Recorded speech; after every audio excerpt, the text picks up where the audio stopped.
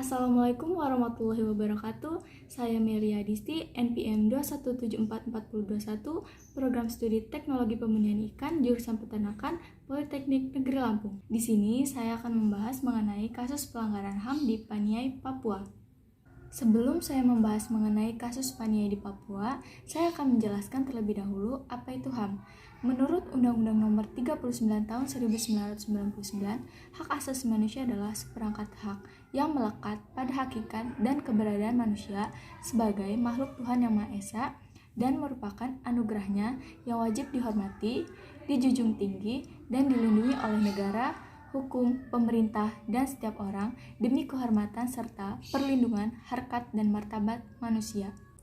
Adapun ciri-ciri HAM, yang pertama, HAM tidak bisa dibeli, diwariskan, dan diberikan kepada orang lain. Yang kedua, HAM berlaku untuk semua orang tanpa memandang perbedaan suku, jenis kelamin, ras, agama, sosial, dan perbedaan politik.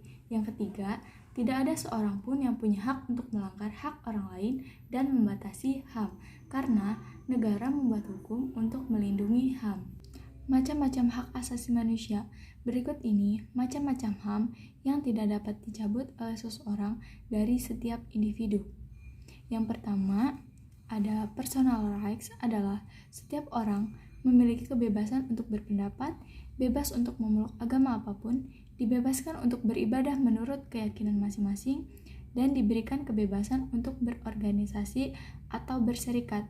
Yang kedua, property rights. Property rights atau hak asasi ekonomi merupakan pemberian kebebasan untuk memiliki sesuatu, bebas untuk menjual, serta membeli sesuatu barang atau jasa, serta bebas untuk mengadakan suatu perjanjian, kontrak, dan memiliki pekerjaan.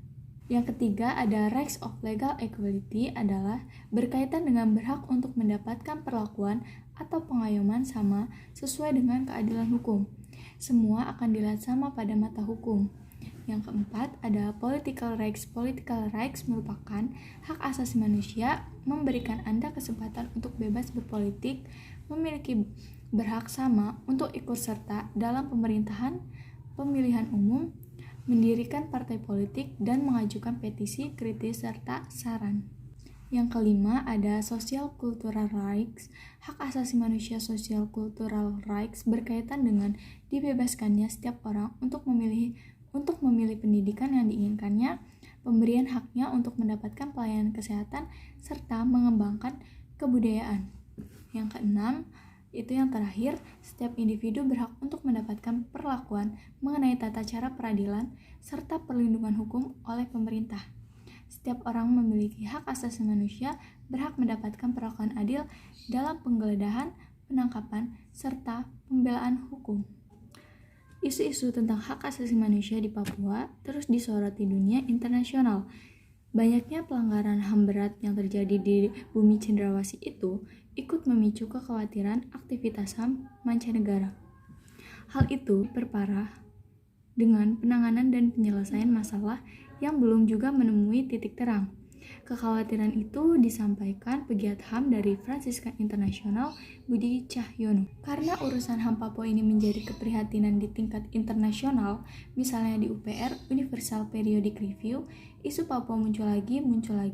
Ini artinya apa? Artinya baik pemerintahan Jokowi maupun pemerintahan sebelumnya belum berhasil membuktikan kepada dunia internasional bahwa isu hak asasi manusia di Papua ini terselesaikan. Tentu saja ada beberapa kemajuan, tetapi kalau kita lihat secara global sebenarnya situasinya semakin memburuk, kata Cahyono dalam diskusi virtual soal masa depan HAM dan demokrasi di era normal baru. Tragedi Paniai terjadi pada 8 Desember 2014, sebanyak 4 orang warga tewas ditembak dan 21 lainnya terluka ketika warga melakukan aksi protes terkait pengeroyokan aparat TNI terhadap kelompok pemuda. Sebelumnya, dalam keterangan pers, Kejaksaan Agung menyatakan penyidik telah berhasil mengumpulkan alat bukti sesuai pasal 183 Junto 184 KUHP. Hal itu memperjelas adanya peristiwa pelanggaran HAM berat di Paniai tahun 2014 berupa pembunuhan dan penganiayaan. Komisi Nasional Hak Asasi Manusia Komnas HAM pada Februari 2020 baru menetapkan peristiwa Paniai pada 7-8 Desember 2014 merupakan kasus pelanggaran HAM berat. Dalam peristiwa itu, Komnas HAM mencatat 4 orang tewas terkena peluru panas dan luka tusuk, sementara itu 21 orang lainnya terluka karena penganiayaan. Komnas HAM menduga anggota TNI yang bertugas pada peristiwa tersebut, baik dalam struktur Komando Kodam 17 Cendrawasih sampai Komando Lapangan di Enarotali Paniai sebagai pelaku yang bertanggung jawab. Penyidikan kasus pelanggaran HAM berat dalam tragedi Paniai dimulai pada Desember 2021 lalu. Selama kurang lebih 4 bulan, Kejaksaan Agung telah memeriksa 7 warga sipil, 18 orang dari kepolisian, 20 orang dari unsur TNI, serta 6 pakar ahli. Peristiwa pelanggaran hak asasi manusia yang berat terjadi karena tidak adanya pengendalian yang efektif dari komandan militer yang secara de jure dan atau de facto berada di bawah kekuasaan dan pengendaliannya, serta tidak mencegah atau menghentikan perbuatan pasukannya, dan juga tidak menyerahkan pelakunya kepada pejabat yang berwenang untuk dilakukan penyelidikan, penyidikan, dan penuntutan sebagaimana dimaksud pasal 42 ayat 1 Undang-Undang Nomor 26 Tahun 2000 tentang Pengadilan Hak Asasi Manusia.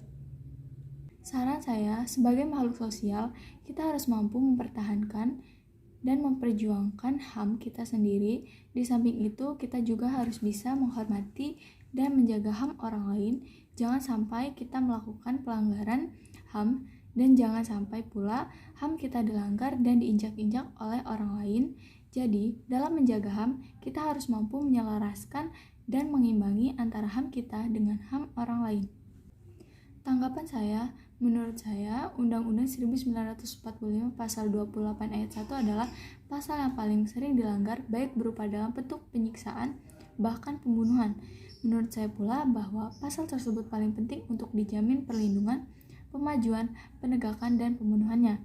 Karena apabila pasal tersebut pelaksanaannya tidak ada yang melanggar, maka angka kematian di Indonesia akan berkurang dan penduduk Indonesia akan lebih merasa aman dan nyaman hidup di Indonesia ini.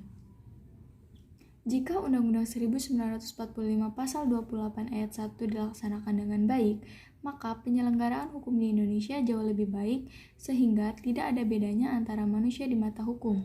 Selain itu, jumlah konflik di Indonesia akan jauh lebih sedikit.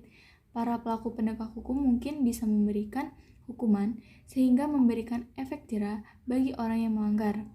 Yang berkaitan dengan Undang-Undang 1945 Pasal 28 Ayat 1, saya percaya bahwa dengan hal seperti itu, jumlah pelanggaran HAM di Indonesia bisa berkurang.